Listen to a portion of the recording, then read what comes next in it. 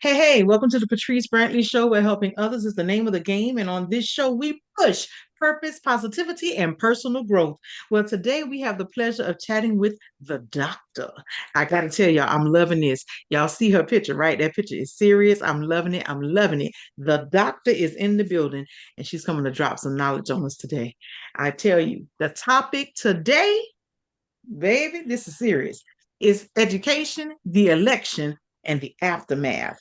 So much has been going on. People have been everywhere. People have been talking. I know, right? Y'all like, Patrice, you late. But I'm like, no, no, no. I got a new spin for you. So I need you to come on in, get in close. That's right. Grab whatever you like to drink. Okay. Grab it because you're going to need it for this one. All right. So I want to first talk with the doctor and I want to find out what's her story. Tell us your story, doc. Thank you for the invite, Patrice. I am a retired educator. I've taught for over 30 years in South Florida and the state of Georgia. And my love for children is just what kept me there because it was definitely not the pay. And with that being said, I always tell people you have to have a love for what you're doing. And in the education arena, you got to love it. So I taught middle school my entire tenure, and that's just what I love. I don't like them too young. I don't like them too old. I like them just right, like three bears in Goldilocks. I like it just right. I love that because you get a chance to come in and bring us a little bit of that middle school energy. I myself, when I was there, I did elementary and I did a little bit of tutoring work in middle school. But I got to tell you, I definitely want to hear your input on this because you made it 30 years and my hat is off to you. I congratulate you because I'm like, what? Baby, when I think about where I was, 30 years was not in the cards. But I'm happy to hear that there are people like you who are dedicated. And I'm even more happy to hear that there are younger teachers that are stepping in, but I want them to be informed when they walk into this. Seeing now, just from what you've experienced in this time, were you in the classroom before COVID? Yes, I was in the classroom, and then we went from the classroom to online teaching. And I tell you, that was horrible. It was good for people who enjoyed just getting on the computer, but trying to teach children from their own home was a very bad experience because sometimes you had two and three children in the same home, different grades, and you had internet connection, slowdowns, everything, children jumping from bunk beds. But the people who really got a harsh fix was the parents because they experienced all of the behavioral issues that we handle in the classroom. They saw it firsthand at home when it came to studying, when it came to preparing the lesson for them, because in actuality, we were there giving instructions. However, the children was basically having to teach themselves on the online program along with the assistance from the parents. And the parents hated it. They hated it. They were so glad when they allowed school to come back in because the children were driving the parents stone mad. So COVID was a big culture shock to the parents and understanding what educators has to face daily with their children. I love how you brought that up, because so many people don't realize they didn't realize how important educators were to the process until they had to become that educator themselves. Can you kind of speak a little bit on before COVID? What do you think the kids were in their proficiency, whether it be in reading or in math? What do you think kids were at that point? Well, I feel like the first thing that all children, as being a reading specialist in my earlier years of teaching, that is first and foremost, because if a child can't read, they can't function in any other class, whether it be math, science, social studies, anything, even down to physical education. If they can't read, it's horrible because now where I am, I have sixth graders. that are reading on second grade level. And so, that has to be horrible for them to face, as well as with the educators, because they look for us to be magicians, to move them regardless of what their reading levels are. So, when you're starting back to the basics, when I say basics, I mean sight words, because you got to teach them where they are in order to make them proficient in the grade level they should be in. So before COVID, you had children at a pace, but you still have some. It's always going to be one or two that may not be up to grade level. And that's what your performance task is as a teacher, to bring them to grade level. So hearing this, because I got to tell you, as you're talking, this is really getting good to me because I'm hearing the piece of now parents have had a taste of what this educational life looks like, and now hearing what the children are and where they were, excuse me, before COVID and where they are now, and the gap in the educational system. What are some of the concerns that you have as we have the newly elected president coming into office and the drastic changes that he's talking about in education? Well, the child that's going to, they had the program, No Child Left Behind. Well, several, many will be left behind according to what he is putting into action. And the most students with the most deficits, meaning our SPED students, the special education students, are going to be lost in the shuffle because they require more.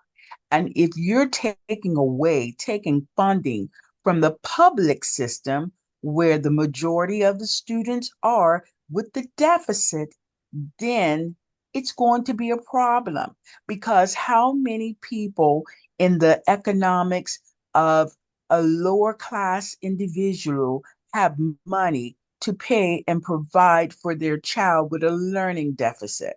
It's not. And then that's where the children will definitely be left behind, because they're taking the monies to give it to the private sector or the charter schools. And it's slim, as they say, to win a space in a charter school from a lottery is just crazy to me. But that's what it is. And with the new upcoming president, it's going to be problems for our special education department. I heard you talk about the lottery system, and I know this has been a big thing for quite a few educators that they're really concerned, right? They're concerned not just for their own children or their grandchildren or their great grandchildren. They're concerned of what's going to be the fallout, the aftermath. And just in some of the pieces that I had a chance to kind of look at, some things that were taken away or rolled away in the past are now kind of coming back and rearing its head again. The big one with school discipline, that discipline will not be looked at in the area of race, that it will just be looked at as across the board. Do you think that this plays a major part, I should say? Do you think it plays a major part in how administrations have been so cotton candy with discipline in schools, whether it was having an indoor suspension for something that should have truly been an outdoor, or whether it was an outdoor when it should have been something that should have been an expulsion? Do you think that that particular part is going to have a bigger impact on the students?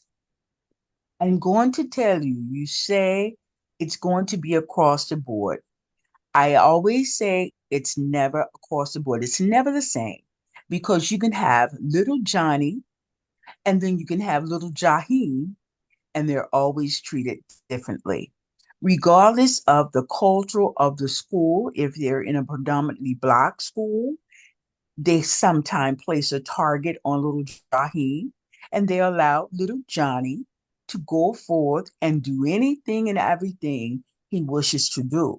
So that's when it's going to take the power of the parent to step in and say, no, no, no, no, because you feel that you should expel or suspend my child when you are allowing others to do just what they please. And I'm going to just go ahead and say it. Sometimes it depends on the color of the skin and what the child receives as far as punishment. It also goes to tell you if they have special behavioral needs or if they're under a specific plan in the educational system, which they call a BIP or they call an IEP. Things of that nature holds a lot of weight with the way in which a child is disciplined, expelled, suspended, all of that. It all goes hand in hand. So it depends on the type of principal that they have that's willing to do what's necessary to stand forth for all students, not just one student. You brought up something that I think is a really good note to kind of make a little quick transition in. You talked about how with admin, it's based on the child's needs, whether they're disciplined or not. And one thing I found very interesting as I was kind of reading through the American Heritage Act and also looking at Article 47, which are very closely related in some places in education. But I found it very interesting that the incoming president is really focusing on making education not so administration heavy. There's a space there where he's talking about cutting down the administrators, not having so many in the building. How do you think this is going to affect those administrators that will have to possibly have to step back into a classroom role? With the majority of the leadership positions or the administrative, they are downsizing as the years go by because a middle school normally have for three principals, one principal, two assistants, or they call them leaders of the house, depending on the grade level. And with him doing so, it's going to be more havoc than anything because it requires one principal cannot be over a school with four different levels at one time. So it's going to be more pressure. And I believe that before they get rid of the principals, I believe the principals will leave on their own because they will start looking for more jobs in the, how can I say, in a different arena because nobody wants to come to school under pressure.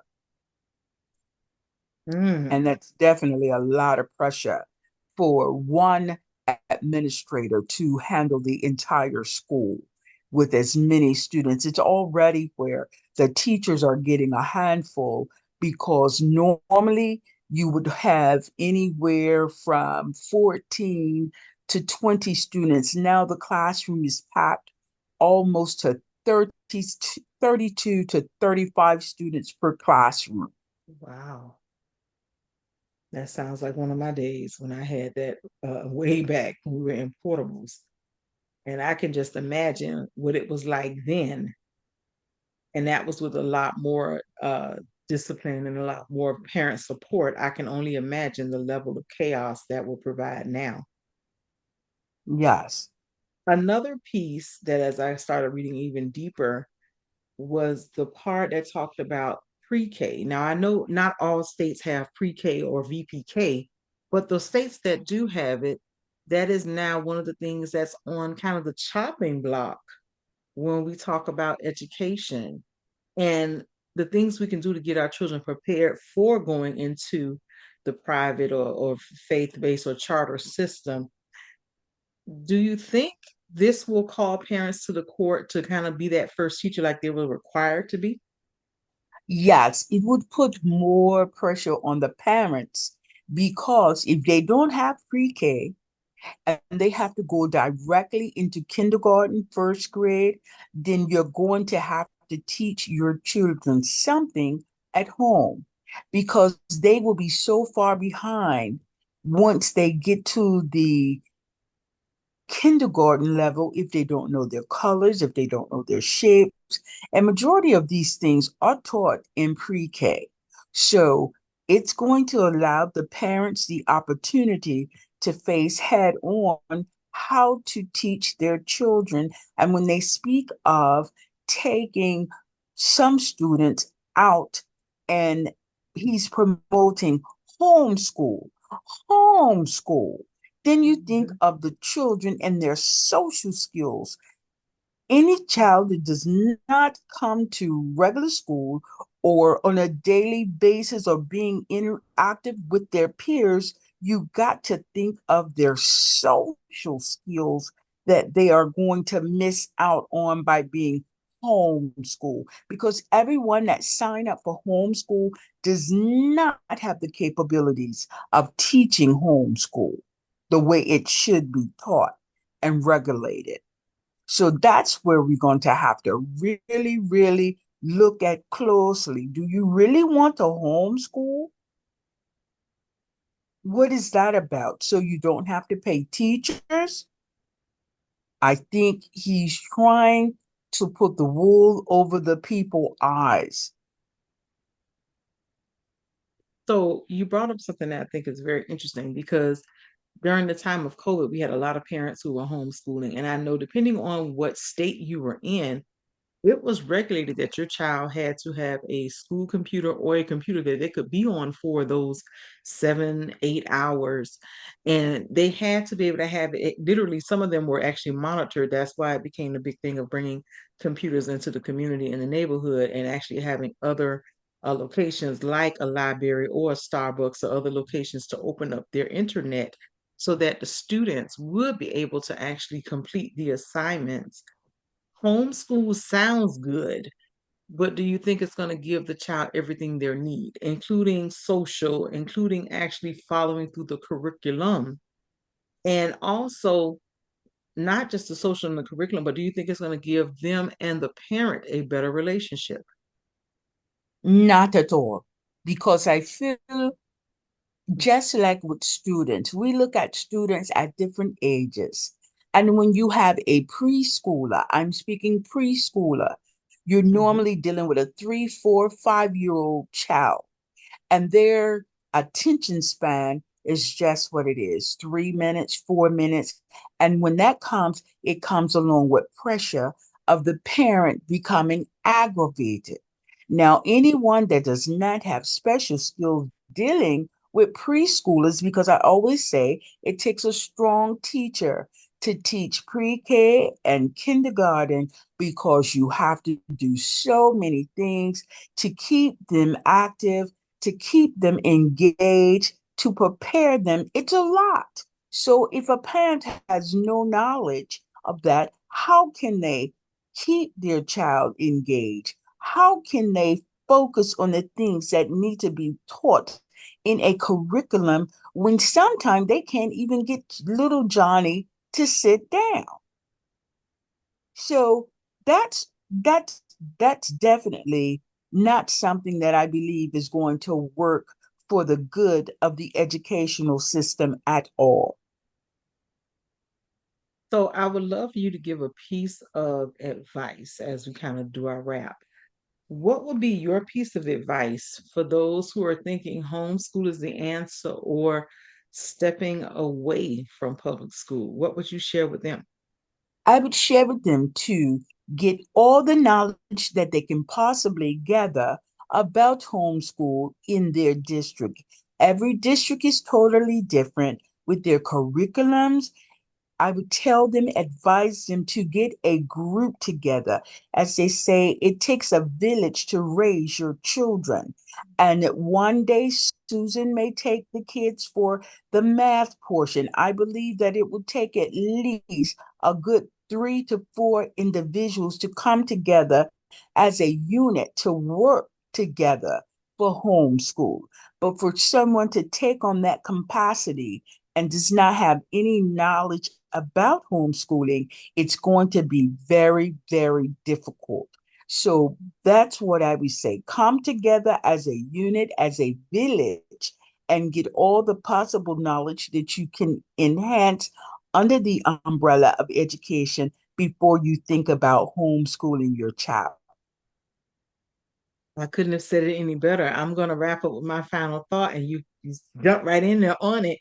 My final thought is with all the changes coming along the way in education, this is going to really take us back to the time as a people where we're going to have to go back and really have that model of it takes a village, not just to raise the child, but it's going to take a village to educate that child. So I want to thank you, doctor. You came in and you gave some serious gems. You dropped them. Whoa, you dropped it. And for those, I want to thank everyone for tuning in for the Patrice Brantley Show. This is our segment for the Teacher Wellness 5. Wow, it's just it's gonna get better from here, y'all. And I want to have more people come in and share their thoughts, what they're feeling. How do you feel this is gonna go? And let's talk about it. Let's have these honest conversations. And with that, I'm I gonna say thank you so much, Doc. thank you for the invitation, and you have a great evening. You as well. All right, y'all. I'll see y'all for the next episode and we'll get it and get it moving. Don't forget to share this with someone else. Have an amazing day.